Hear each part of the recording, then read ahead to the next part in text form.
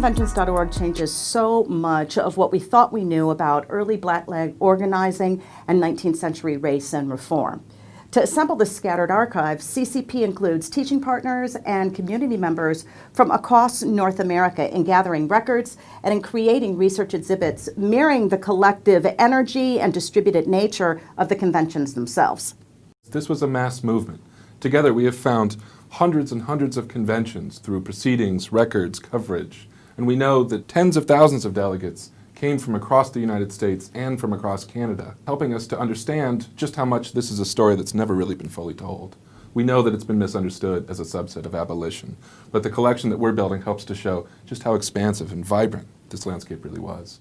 Generations of scholars and community members will be drawing from this archive and from the interpretive apparatus that appears on coloredconventions.org. And bringing these records together in one place underscores that Black freedom movements was always about more than anti-slavery. It's about educational access and justice. It's about voting rights and legal rights. It's about the safety for Black communities from state-sanctioned violence. This online repository allows us to ask questions that move well beyond abolition and anti-slavery and affirms the centrality of Black life and Black activism and organizing and the ways in which it informs current movements. This archive will open up avenues of interrogation, not only for scholars for generations to come, but also for communities who are asking serious questions about the long history of civil rights activism in North America.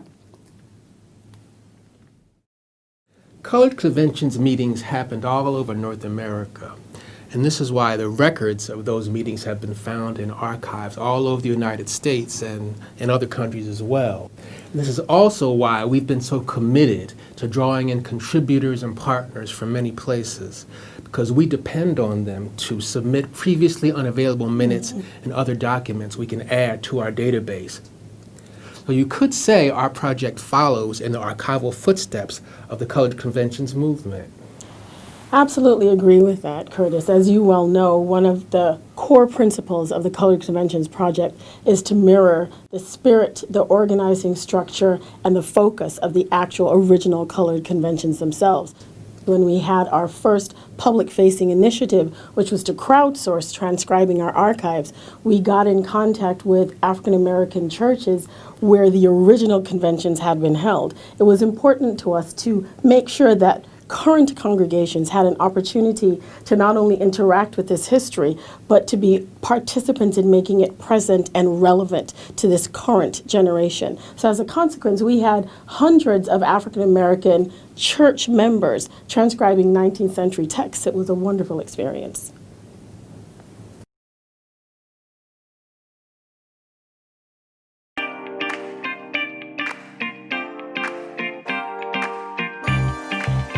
Welcome to Douglas Day 2020.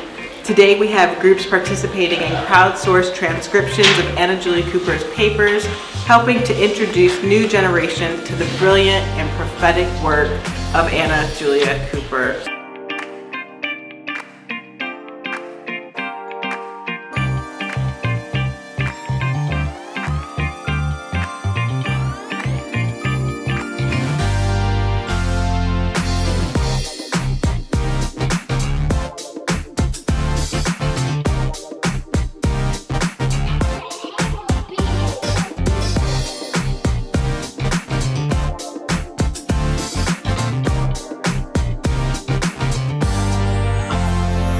I'm really glad I answered the call to come and help transcribe papers. I'm learning a lot, finding it really interesting, and I'm finally putting to use some French that's pretty rusty in translating some of her work, her letters from Paris.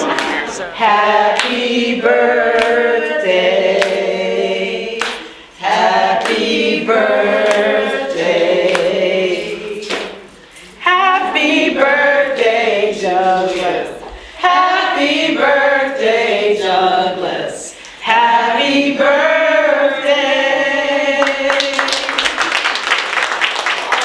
Anna Julia Cooper Society honors Ms. Shalina Warren.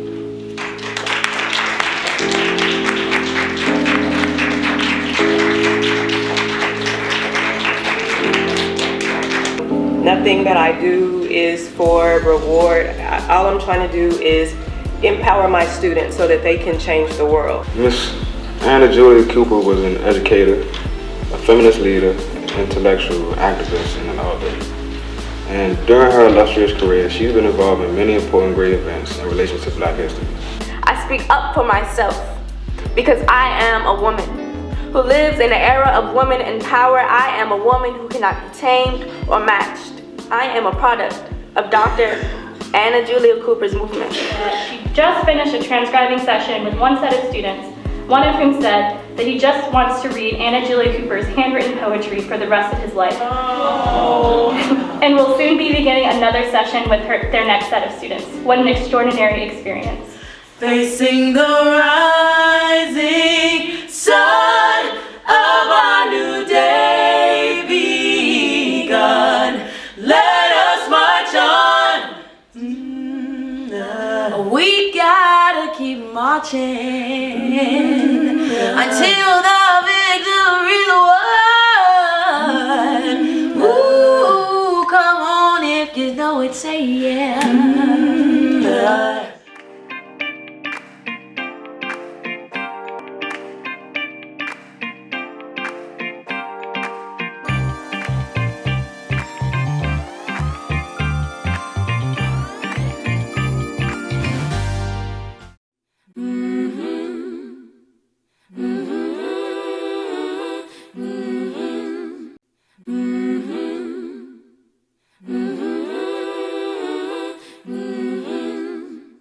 No man in the world. No man in the world. The measure of any society is how it treats its women and girls.